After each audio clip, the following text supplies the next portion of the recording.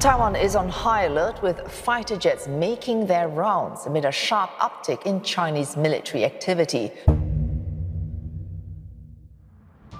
On the 24th of October 2024, 34 naval vessels and 125 aircrafts surrounded Taiwan. It looked like Taiwan's name would be erased from the world map in minutes. After more than 10 hours of fighter jets flying and military vessels cruising around the maritime line between China and Taiwan, the Chinese army announced that it was just another military drill. It was the 11th time since 2018 that the People's Liberation Army, aka the Chinese military, commonly referred to as the PLA, was simulating an invasion of Taiwan. Considering the massive distance between Taiwan and its most powerful ally, the United States, the invasion and annexation of Taiwan should be a simple enough task for the mighty Chinese military.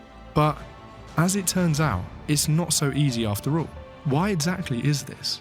To answer this, we need to look back. This geopolitical tug of war started in 1949 at the end of the Chinese Civil War, when the communists, led by Mao Zedong, defeated the nationalists, led by Chiang Kai-shek. The communists created the People's Republic of China, while the nationalists fled to Taiwan to set up their democratic form of government. Taiwan has operated as a separate, self-governed island since then, but China has vowed to capture Taiwan by 2049, the centennial of the Chinese Civil War. Sounds like a forceful family reunion, but China's plans for a grand reunion face a surprising obstacle. One relatively poor nation with limited military capabilities is working secretly day and night to prevent the annexation of Taiwan, and that nation is the Philippines. This may come as a surprise, given that China is the Philippines' largest trading partner. In 2023 alone, Manila and Beijing had a combined $41 billion in exports and imports. So, why is the Philippines working so hard to protect Taiwan from its #1 trading partner? And how exactly has the small nation been able to pull off this monumental task? To answer these questions, we first must explore why the Philippines is so invested in Taiwan's fate. But before we jump into that, if you feel like our content is providing you with some value, please like this video and subscribe to our channel. More than 95% of our viewers are non-subscribers. Imagine if just 10% of you watching this right now subscribe to our channel. This would ensure our ability to continue creating free, high-quality content for your consumption. Alright, hopefully by now you've subscribed, so my pitch is over. Taiwan and the Philippines are not exactly the best of friends. One day they are exchanging blows over the ownership of Batanes, an island group located 100 miles north of the Luzon mainland and about 120 miles south of Taiwan. And the next day they're shaking hands over an economic deal. But despite all of this, the current government of the Philippines believes China is a geopolitical bully, and the only way to protect itself from future Chinese mistreatment is to prevent an invasion of Taiwan. Geography, of course, plays a crucial role here. This is China, and this is Taiwan, 110 miles from the mainland. Where is the Philippines? Here it is, located south of Taiwan, with the Bashi Channel in the Luzon Strait separating the two. This channel connects the South China Sea to the Philippine Sea, making it a strategic choke point for both trade and defence. In the northernmost Mavulus island of Batanes, the closest distance between the two countries is only about 60 miles. From here, one can see Taiwan on a clear day. If the Chinese military conquers Taiwan and occupies it, this will become the new map of China. Imagine a China led by a communist party right next to the Philippines. Well, the Philippines doesn't want to envision that future, so they might do everything in their power to ensure that never happens. But this hasn't stopped the Chinese government from claiming ownership to about 80% of South China Sea, ignoring ownership claims from the Philippines, Vietnam, Malaysia, Brunei, and Indonesia. In a 2016 ruling by the Permanent Court of Arbitration, the court held that China has no historical rights over the area. The court also noted that the disputed waters are part of the Philippines' exclusive economic zone, and continental shelf. Despite the court's ruling, the Chinese government has increased efforts to reclaim land in the South China Sea by physically increasing certain islands' size and creating new islands altogether.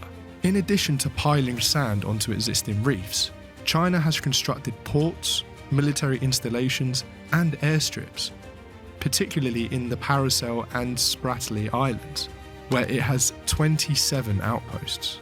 The Chinese military has even deployed fighter jets, cruise missiles, and radar systems in Woody Island to scare away the Philippines and other claimants, all to secure the sea's estimated 11 billion barrels of untapped oil and 190 trillion cubic feet of natural gas. The Philippines understands that allowing China to take over Taiwan would mean more threats and disputes over the South China Sea and the Western Pacific, with its vast underwater resources. To protect its natural resources, including fisheries and potential oil reserves within its exclusive economic zone, the Philippines feels that China must be contained at all costs. But Manila won't exactly be upfront about their objective of Chinese containment. Keeping the Chinese military off the larger waters ensures the Philippines' continuous access to global markets, because it guarantees the safety of vital trade routes through the South China Sea and the Philippine Sea. But what's so interesting about the Philippines' role in preventing a Chinese siege on Taiwan in the covert, non-violent way in which they've been able to do so? So, how exactly is the Philippines standing in China's way?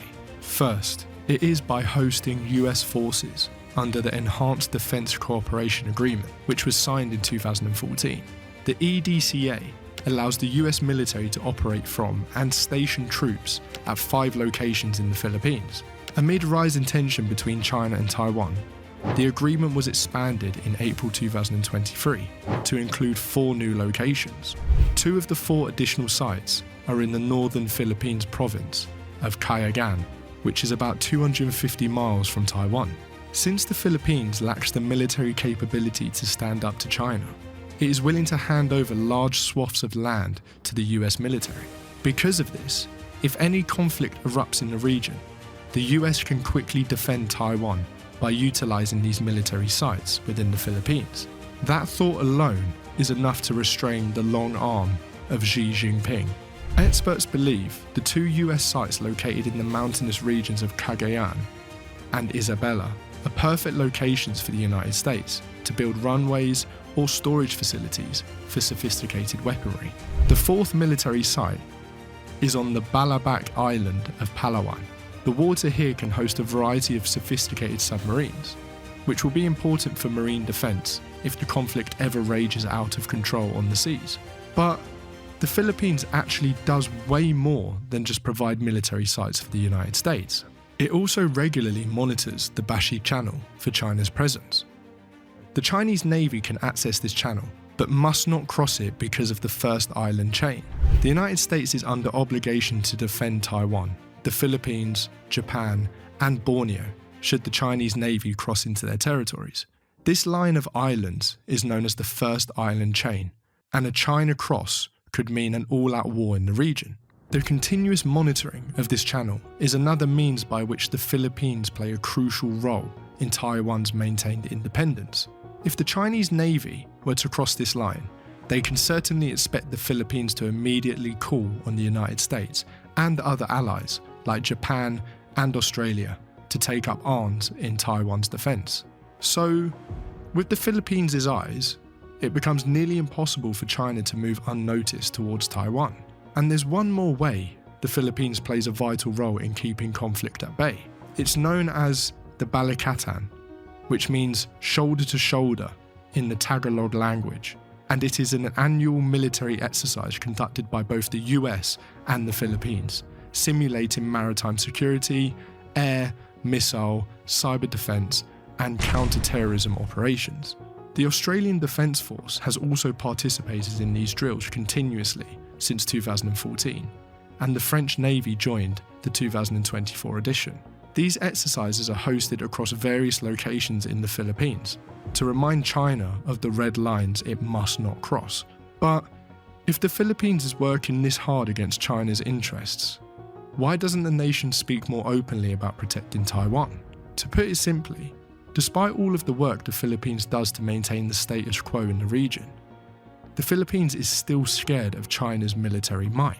In a direct war, the PLA would decisively crush the Philippines due to its advanced technology and military size. China has the largest standing army in the world, with over 2 million active personnel and another 2 million reserve forces. The Philippines, on the other hand, has only 143,000 active personnel and 70,000 reserve forces. While China spends $408 billion on its military annually and enjoys the luxury of almost 6,000 tanks and over 3,000 rocket artillery, the Philippines spends only $5 billion on its military annually and has only 38 tanks with 0 rocket artillery. Former President of the Philippines, Rodrigo Duterte, took a neutral stand in the China and Taiwan debate because he was scared of the PLA's superior firepower and vowed to never go to war with Beijing. Despite the Mutual Defense Treaty with the United States, it is safe for the Philippines to tread carefully when their survival depends on an ally who is halfway across the globe. So, the Philippines' stance is basically one of covert defiance, rather than boastful public resistance. After all, the Philippines does not have the ability to counter China and defend Taiwan on its own, so it is safer to keep their support more under the radar. Imagine if the United States was unable to secure the Mutual Defense Treaty with the Philippines. Imagine now if there was no Philippines next to Taiwan. Without the Philippines' strategic support, China would have likely effortlessly captured Taiwan by now. However, the relatively small nation of the Philippines is holding back one of the world's largest superpowers. The actions of the Philippines have helped to maintain the status quo in the region and have helped to avert an all-out war between the superpowers of Washington and Beijing. In a world of silent heroes, the Philippines might just be the unexpected champion of peace in the region. What do you think? Should the Philippines stay silent? Or should they take a bolder, more boastful stance on the public stage?